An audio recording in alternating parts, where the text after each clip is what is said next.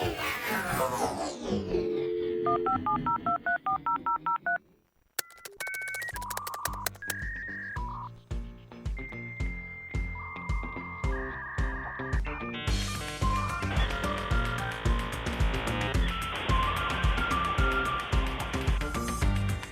back for another edition of Les Kevin, More Tech from UTEC IT. Today, riding shotgun. Les is held up in traffic, so we have Christine Liphart pinch hitting for us here, right? Yep. All right. Welcome, Duke. Thank you. And this guest I've been wanting to get on for a long time because this guy is one of my favorite guys in Ann Arbor because I think he is absolutely hilarious. People would remember him from the morning edition. And he would kick it off for us, right? The morning edition. Yep. He was our host. And although Andy does a good job, he was never quite like Al McWilliams. And I said, this guy was, I was describing you to Les, because Les has not met you. But I said, he's like Dennis Miller. Remember him from Monday Night Football? Yeah. One of the funniest guys you know, but his vocabulary is like this big. And he's so funny and so smart that most people don't get the humor.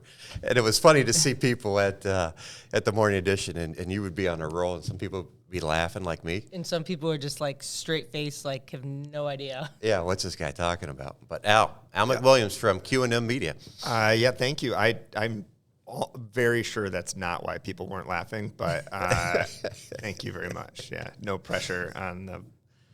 Now I need to remember all the words I was using. Yeah, thanks for having me. And this guy's Welcome brilliant, and he's funny. Thanks. And so this should be a good thing. But QandM, we've partnered with you before on equipment, but you've been a long time Ann Arbor staple down there in Main Street business and helping people with their branding, right? Yeah, 20 years in June. So, last June. We're 20 years now. So for our 20th anniversary, people make a big deal out of these things. We wanted to do a big thing for 20th, so we got a bagel. Got a bagel, huh? Just a bagel. Yeah. Nice.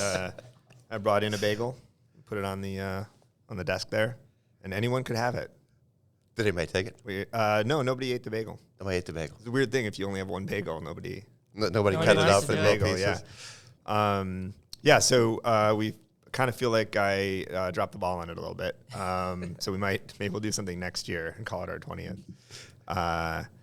Yeah, so we're thinking about doing because in 20 years we've been through a lot of phases. We're an ad agency now, and for a while we started in video, and then we did TV animation for Adult Swim. We still do a little bit of that, and we did music. We had 2 record labels for a while, and recently one of the artists we worked with on that record label got like popular after they broke up, and so we got a gold record last week. Congratulations! Really, like an actual like real gold record. I mean, it's definitely plastic, but it's authentic in that it has a hologram from the recording industry on it. Do we want to say the artist? Tally Hall, yeah, they're Ann Arbor group. Tally Hall. Anyone who was a teenager in the early 2000s likely listened to them. So it's weird. So we got the gold record in the office, and a couple of our current folks who work with me, because when we started, I was 23, and I'm not now. And so we had a couple of people in the office that were like, "Hey, I listened to them." And I'm like, "Oh, that's awesome." And they were like, "Yeah, I was in like 3rd grade. And I loved it." Yeah, thank you. So how many guys walking around town have a gold record? I think that's pretty cool. Around here, probably a lot, but yeah, I'll take it. Yeah, I'll take it. No, it's very cool. It's something that, we never really, it's one of those things you never really knew you wanted one until it shows up, and then you got it. So is there a big formal ceremony for this, or they just sent it to you in the mail? Well, I will say, it was a big deal. Required signature on the FedEx. Yeah, I had to be there. So they couldn't just drop it? They would not just drop it off, no. They came the first day, and they were like, "We're not leaving that. No, got to be here." You can't. Did you know, or was it a surprise? Or did you know? I had a feeling, yeah. I had someone from the band texted me and said, "Hey, you're going to have to sign for something." Well, wasn't that another song? I have a feeling. Yeah. I have to sign for something. I was like, it's either a gold record or they're sending me insulin.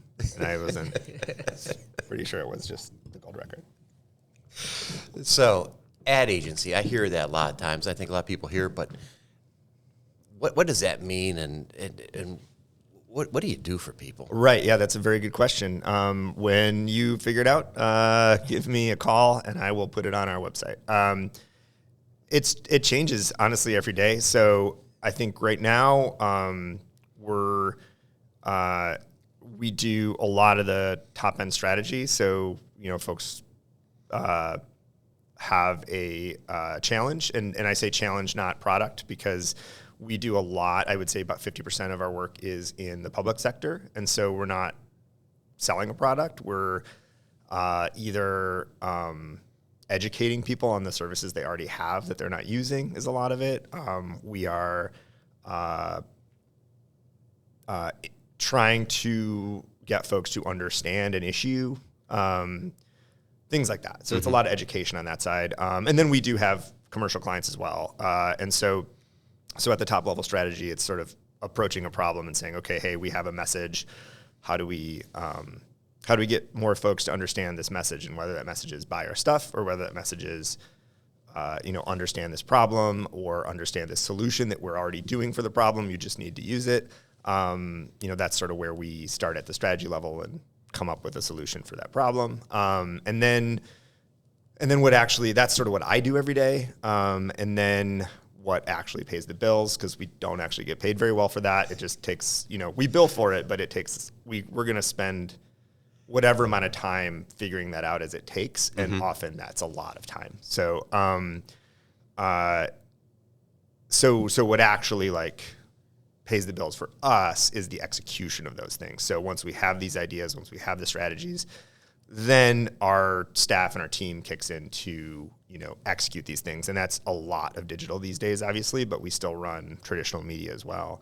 And then content production. So a lot of video and on-site shoots, right? So that's usually for commercial clients. We'll be shooting product and things like that. So right now we do a ton of recruitment marketing. So in the last, I would say even before COVID, just getting a good team is the most important thing to most of our clients. And so they're like, hey, we're having no problem selling product, but we don't have a product if we don't have good people to execute it. So so a lot of what we do now is actually recruitment marketing. So is that in both markets, the public sector and commercial? Absolutely, okay. Yeah. And I would say even more so in the public sector, because it's just not, it's not something that, especially for younger folks coming out of college, it's not the first place they look, right? They're going to go get an internship at, GM, or they're going to get an internship at a tech company, and they're going to forget that there's engineers that work at the city of Ann Arbor. Correct. And that's a great place to go for an engineer. So we have the city of Danville, Virginia, has been a longtime client, always recruitment. Because they have 300 open positions sometimes. Wow. For engineers and professional positions. So that's amazing. Has AI played much of a role in the last year and a half?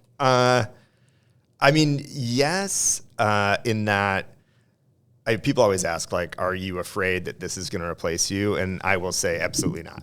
Anytime, I think everybody listening has interacted with AI at some point, and I'm not worried at this point. Yeah. I think there's, I would say, I'm excited in some ways, because a lot of the stuff that takes our team a lot of time, that could be spent on things that only a human could do, AI can now do for us. So, I have full-time graphic designers who spend a lot of their very, high value time resizing images and cropping out that person's stupid face in the background of that image that they, didn't mean to do. So that's something that AI now can just handle and do really well, so that our graphic designers can spend time thinking about how this should look and how it should be arranged. So, so people can spend more time on the people stuff, and the AI can handle that busy work, that production work. And that's been really helpful. But as far as AI writing copy for somebody, I'm not worried.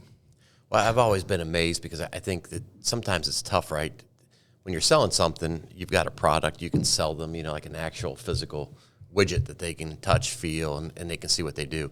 You guys have to work with your clients and sell them on a concept and on an idea, and that, like you said, that you can execute on that idea. I think that's oftentimes hard to do when people, especially for business owners that can't conceptualize what it's going to look like on the other end. Is that, do you see that, or is that just me being a knucklehead? No, yeah, absolutely. Yeah, Which there's part's the knucklehead? Or yeah. So there's a layer, and this is so Kylie, who's our head of accounts. This is the hardest job we have, which is just that, right? So, there's always going to be a subjective layer to what we do on a lot of it. I mean, we have a lot of numbers and data, and we're going to make it as objective as possible, but there's always a subjective layer. And we want our clients to understand that if we're presenting you with 6 logos, we're going to have reasons in there that we need to have like, you have to have these 5 things. But once that's done, everything else is just like, do you like blue? Like, we made it blue because we like blue. Like, this is your logo. This is your business. Like, you need to like it. So we try to help people understand what's objective and what's subjective. We care about the objective stuff. The subjective stuff, it's your logo, right? It's your business. And so there's the job of getting that through, and getting it through the process is Kylie's, and it's super hard. For something that people would recognize, this was probably 5 years ago now, Kmart, what's the Kmart? Somebody who's now out of business. Yeah. Had a campaign that was about shipping. You could order pants, and you could have them shipped to you. And the campaign on national TV was "Ship My Pants." And I remember that. Right, and so people were like, "Oh, that's really funny." Yeah. And everybody gave the creative team credit. They were saying, "Oh, this is so brilliant. This creative team is so brilliant." I'm like, no. That every creative team on the planet has had that idea, right? Ship My Pants. But somewhere in that chain, there was an account manager who had to get the client to approve that. Mm-hmm. And that person is brilliant. Correct. Who got that on TV. Because there's no way I could get that on TV, right? Like, everybody, the idea itself is like my pretty nephew obvious. was like 5 or 6 years old, and he'd be running around the house. I shit my pants, and just yeah. So like that kind of thing. Those ideas happen all the time, and we just never see them, right? Because someone didn't, And a lot of times, what we get is, we'll present a bunch of stuff, and someone will say, "Hey, that's great, but we want to see." And they'll point to something that's out there, right? They'll say, "Hey, I saw this commercial," or "Hey, I saw this spot. Like, this is what I want. It's so brave and funny and interesting, like Ship My Pants," or whatever. And we'll say, "But yeah, that's someone else's. Someone else already did that. Here's these 7 things could be that, but you have to do the same thing that person did, that executive did 6 months ago, and one of these, right? Yeah. Like, take the risk to put that out there." Well, our 24 listeners can't see it, but I think Johnny just shipped his pants right now. He's over there rolling on the ground with us. Yeah. I remember that ad. It was excellent. Yeah. So I think, that is a great question. Yeah, that's a big challenge, right? And it's one that, it's one that's valuable because we have a good process for it. It's been 20 years where we tell people up front, like, "Hey, this is going to be a challenge," especially if we're working with a board or a group of people making a decision. That's very challenging. But I think what ends up happening is we also want people to understand that we can't make something that's not cool, or a product that's not good, or a service that isn't fulfilling its meaning. Like, we can't fix that for you. What we can do is take something that you're already doing, or something that's already good, and make it louder, right? Like, I can get more people to understand it. I can get more people to see it. I can educate people on it. But I can't take we have bike clients. Like, I can't take a crappy bike and sell it. Like, it has to be a good bike. I can't fix that for you. Well, that's because you're a biker, and bikes mean a lot to you. But I've seen your work before, and I know what you do, and you definitely can. You guys can take the fastball down the middle of the plate. But I love that you got an edge to you, and you're not afraid to try a curveball or a slider and do something different. And take the city of Danville you talked about there. You guys make hiring positions look cool and neat, and that's really not a cool and neat thing, is it? Right? But that you guys are good at it. Yeah, I mean that one's a little easier because we're not asking for somebody to give us money. We're asking for people to let us give them money, sort of. So it's an easier sell. But there's the challenge is like, okay, but we want we don't the internal HR team's time of having to filter through useless applications is a big deal too. So we want to make sure that we're getting that not only are we getting more applications, but that the quality, I shouldn't say the quality, I should say the fit of those applications is becoming more accurate. So so we want to make sure that, I don't know how many times, so we hire people too. And when we go out to hire, depending on what kind of platform you're posting this job on, I'm sure you've experienced this. If you have your HR person, they're probably losing their minds right now. There's certain platforms that you post on and you get 600 applications. And I mean, nobody even looked at the posting, right? I remember we were hiring a highly technical position. This is you need to know these 4 software platforms deeply. There's deal breakers here if you don't know how to use these platforms, right? And we posted on this platform, we were getting applications for, people were sending their modeling comp cards in, and I'm like, what? We don't need that. This is right. Or, we had one person. That explains why you didn't get hired. Yeah, right. We had one person bring in their entire, this was years ago before we knew what we were doing. So we posted at this platform, and we had one person bring in essentially all of their homework from college. All of the homework, this is your entire, it was a thick, I forgot, audio format.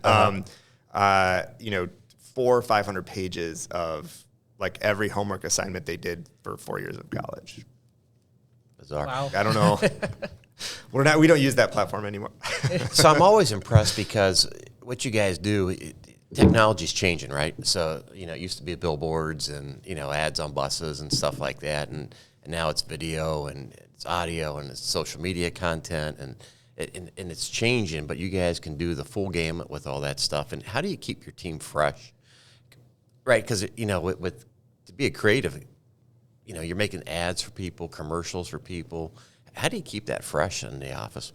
Crystal methamphetamines. I don't know if you've...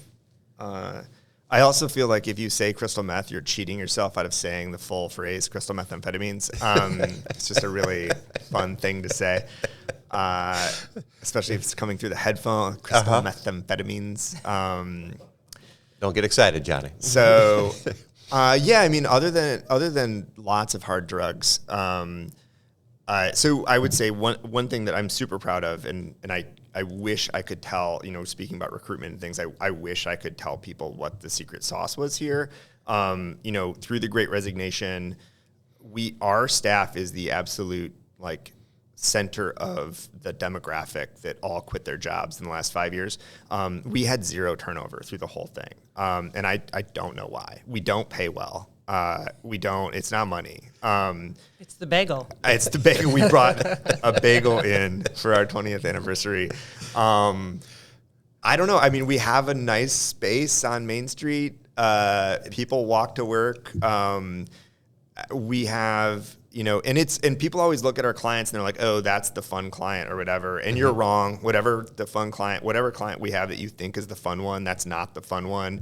It has nothing to do with the product or the service you're working with. It's not, it's all about the people at the client and whether or not, honestly, maybe I'm discovering this right now. I think the key word is appreciated.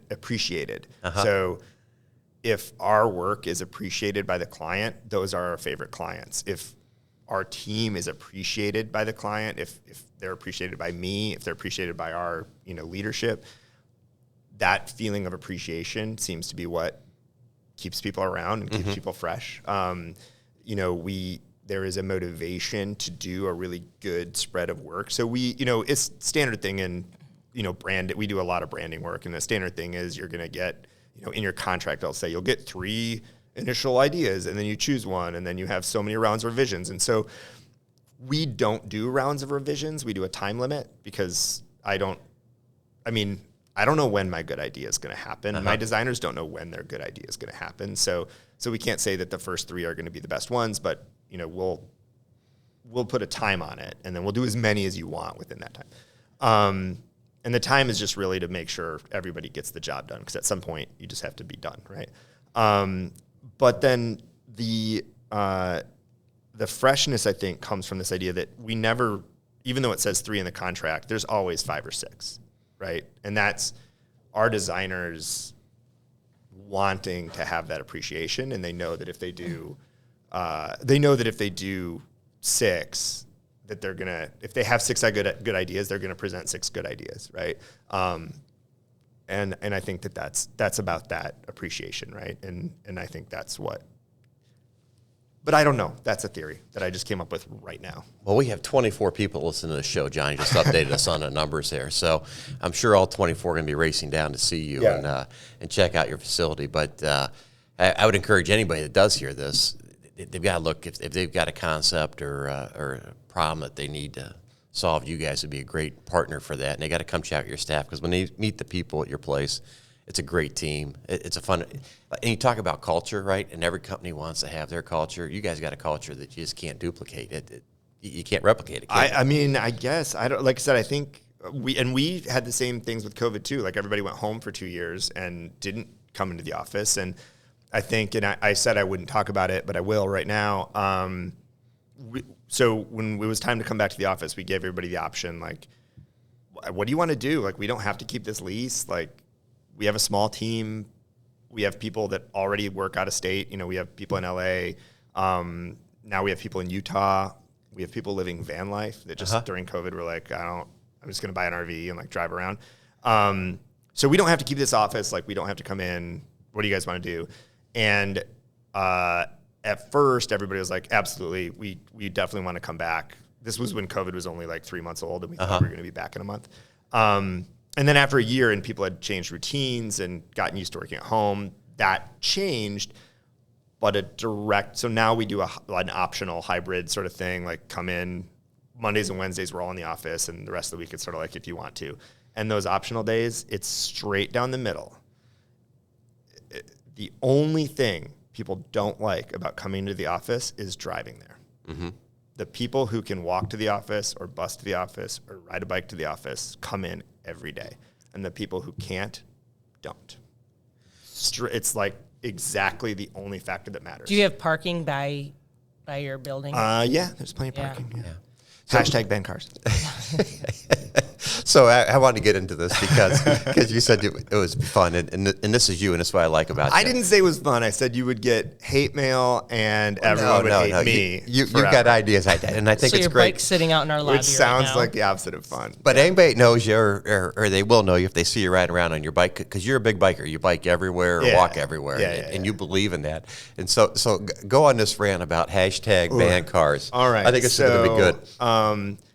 Oh man, where to start? How many hours do we have, and how much bourbon? So I will say this, and people go, but you don't really mean ban cars. And yeah, I do. I actually do. I do mean it.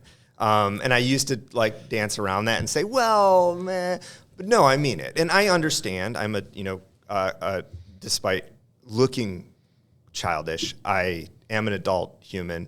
I understand that is logistically challenging, right? That there are reasons, like everybody's, well, but and it's like, yeah, I get it. You can't just like night and day ban cars, but I do think we can work in that direction. And we're like, why? People will say you're crazy. You can't not have cars. Mm-hmm. I think it's crazy to have cars. I would put that out there. I think I'm not the crazy one. I think everybody else is. And how do your clients, GM and Ford, think about this? Well, we don't do automotive. It's an agency in Southeast Michigan that does not do automotive. I think, so here's the thing. 40,000 people this year are going to die because of traffic. Mm-hmm. Die. That's not injured. There's 40,000 that are just going to die this year. That's the same number of soldiers we lost fighting Hitler in the European theater every year. So that's the number. And why? Like, we don't have to do that. That's a choice, right? We've chosen to have this thing. If toasters, imagine if you had toasters, right? And these toasters were, lighting on fire in people's houses and randomly burning down houses and killing 40,000 people a year, or dying because of toasters. And someone raised their hand and said, like, well, why don't we just not have toasters until we can figure out how to not have them kill 40,000 people every year. I think everyone would agree and be like, okay, yeah, cool, let's do that. And so what I'm doing is I'm saying, like, hey, maybe we should just not kill 40,000 people a year for a thing, right? And there are other options that you can totally get where you need to go with other stuff. Now, do you think we'd accomplish that if we raised the testing for people to get a license and we took the cell phones out of their hands when they were texting? Right. So when I say ban cars, what I'm actually saying is let's do all these things that move us in that direction. Stupidity. Right. If we subsidize cars heavily, we subsidize fuel heavily, we're actually paying a lot for this privilege. If we took, and I did this math at one point, I don't have it on top of my head, if we took the money we spend on having cars and spent it on something else, because it's not just the cost of your car, it's the cost of, we repave every road in America every 10 years, completely rebuild the infrastructure every 10 years. That's bananas. Well, I think Michigan did every 20. Right, yeah, that's true. Michigan rounds down. Once. We can't support, it's just not a good solution. It's a problem. It was a solution for a problem that just got followed until it caused so many more problems than it was solving. So the whole parking thing, people are like, well, we need to make more room. If you look at cities now, most of this area of cities is just for people to store their cars while they go to the 2 buildings that are left in that city, right? And it's like, well, you only have to live far away from that building because of all the car infrastructure that's in. Like, you need a car because you have a car. If you didn't have a car, you wouldn't live so far away because there wouldn't be all this parking lot in the way. Go to like a big box store like a Meijer or Home Depot. You have to take a bus from the parking lot to the front of the store because the parking lot's so big. If they didn't have a parking, you wouldn't have to. Anyway, so I think there are good signs. Like, where you see the infill going in, a lot of these big parking lots are getting apartments and more stores in what used to be the parking lot. This is great. I think, you're seeing this happen, but to me, again, this is hours and hours and hours of ranting, but yeah, I mean it when I say ban cars, and I don't think I'm crazy. I think I'm not have a car then? I do have a car. Yeah. Now ask him how many miles he's put on his car in the Probably not last 10 many. years. We There's don't use probably it very 12. much. Yeah. We have one car for the family. We wouldn't if we didn't have a toddler. But I would go back and I would say I have a car. I don't have a car. I don't need a car because I have a car. I need a car because you have a car. Mm-hmm. Because I do have a cargo bike. I do ride my daughter around in the cargo bike. There are roads that I will ride on, but I won't take my daughter in a cargo bike on them. Yeah. And so, because of that 40,000 number. Yeah. Right. And I will go out there. I'll rub shoulders on you when we're in traffic. But I won't take my 4-year-old out there. All right, so you have to come back. I want to do a full podcast on this ban cars. Oh man, and I'm going to bring my father-in-law because he thinks you two would get along. He thinks we should shrink everybody down to 18-inch people, and he thinks we would need less resources and we'd provide for the world if we got everybody down to 18-inch people because we wouldn't consume all the resources you're we do. comparing my idea of not having cars to shrinking everyone to 18 inches. All right, that was a very nice way of calling me cuckoo bananas. I appreciate it. No, I love the way you guys think because you look at something and you think of a different solution that most people don't look at. We walk right by all these things, and anybody's talked to you about for any length of time will see that you have a different way of coming at things and looking at things. That's why I think you're so successful. And I'll leave you with this on that subject. So Ann Arbor, our number in that 40,000 is going to be 1 or 2 this year. Right, so we know this. It happens every year. There's 1 or 2 people are going to die. That's pedestrians. That's not all traffic deaths. There's going to be a lot more than But Ann Arbor right now has a Vision Zero for pedestrian deaths. And there's a lot of people fighting against that. There's a lot of people that don't want the crosswalks, that don't want the protected lanes, that don't want all this stuff that is moving towards that Vision Zero. They don't want streets to be closed to cars. They don't want traffic slowed in any way. And so I would say, okay, then anyone who raises their hand and says, I don't want these improvements, I think they should have to choose who it's going to be. There we go. So we got to do one person this year. You guys have read the lottery. We all read the lottery when we're in elementary school or middle school. That's what we're doing. We have a tradition.